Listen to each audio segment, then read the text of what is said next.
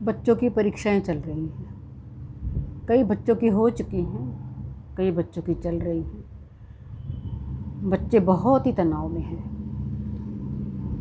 बच्चों को तनाव में देखकर अक्सर बच्चों के माता पिता और घर के अन्य सदस्य भी तनाव में आ ही जाते हैं।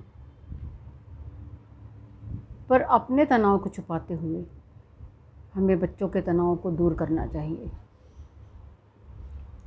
परीक्षा तो खैर ऐसा हुआ है कि बड़े बड़े लोग भी डर जाते हैं। तो हमें बच्चों को समझाना चाहिए कि परीक्षा है, ये तुम्हारे गुणों की परीक्षा है। ज़रूरी नहीं है कि सिर्फ एक ही गुण सब में होता हो, अनेक गुण सब में होते हैं और उन अनेक गुणों को पहचानते हुए अपने आप को विकसित करना ज़रूरी है। ये समस्या नहीं है।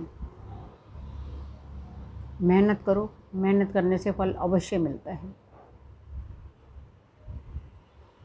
नमस्कार, आप सब लोगों का बहुत बहुत स्वागत है मेरे इस ब्लॉग में।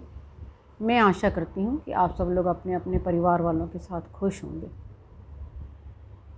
कल मैं न्यूज़ पढ़ रही थी कि एक बच्चा अपने पापा के साथ 19वीं मंजिल पर, अपने घर की 19वीं मंजिल पर खड़ा होकर अपने पापा से बता रहा था, बातें कर रहा था कि पापा, आज का मेरा साइंस का पेपर अच्छा नहीं गया, पर अब मैं बहुत अच्छा करूँगा। उसके पापा के चेहरे पर हल्की सी मुस्कुराहट ही आई थी। तब तक तो उस बच्चे ने 19वीं मंजिल से छलांग लगा दी। जब हम ये न्यूज़ पढ़ के धक से रह जाते तो सोचिए उस वक्त उसके पापा पर क्या बीती होगी। ये सब सोचते हुए हमें लगता है कि ये इतनी बड़ी समस्या नहीं थी जिसका इस तरह से समाधान होता। आजकल तो विज्ञान का युग है। ऐसा नहीं है कि अगर शिक्षा नहीं प्राप्त कर सकते तो आप अन्य कुछ नहीं सीख सकते।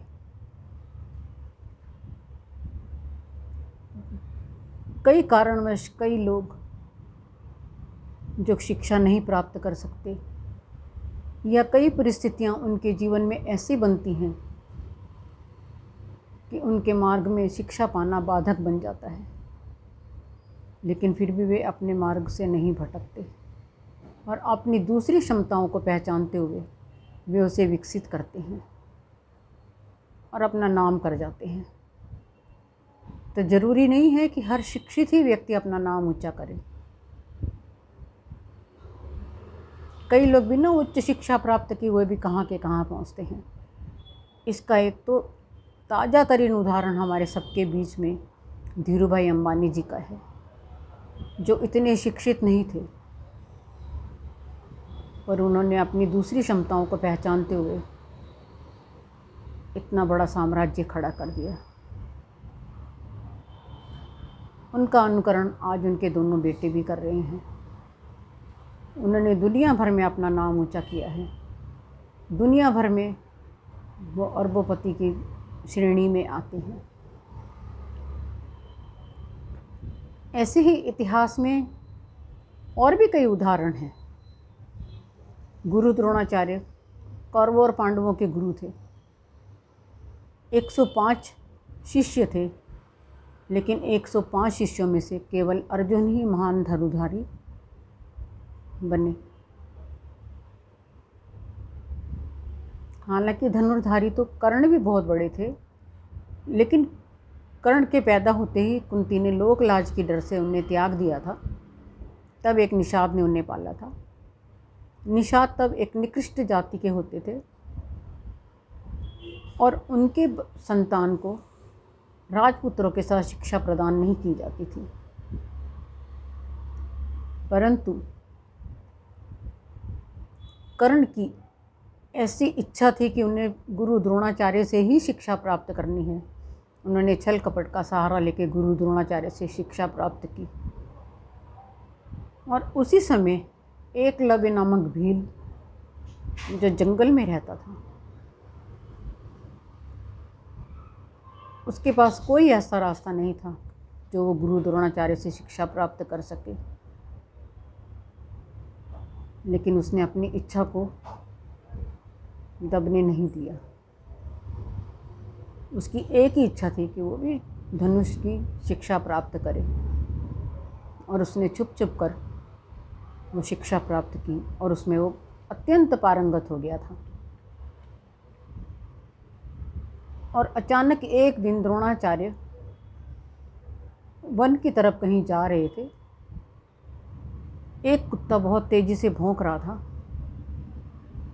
तब देखा कि किसी ने उस कुत्ते का मुंह अपने तीरों से भर दिया।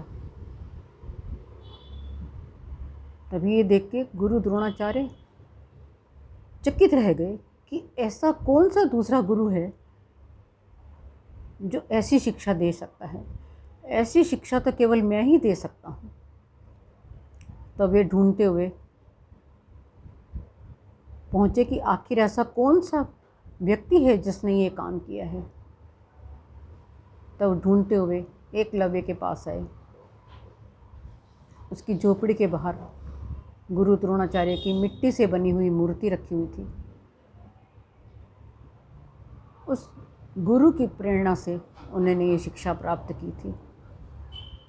तब गुरु द्रोणाचार्य ने पूछा कि तुम्हें किसने शिक्षा दी है। तब एकलव्य ने कहा, मैंने गुरु द्रोणाचार्य जी से शिक्षा प्राप्त की है। इसे शायद गुरु द्रोणाचार्य जी का अहम कहिए, यह अर्जुन के प्रति अपना शिष्य प्रेम। वो नहीं चाहते थे कि अर्जुन के सिवाय कोई और इतना बड़ा धनुर्धारी बने। वो चाहते थे कि केवल अर्जुन का ही नाम हो। तब उन्होंने एकलव्य से कहा कि इसके बदले तुमने गुरु दक्षिणा की दी।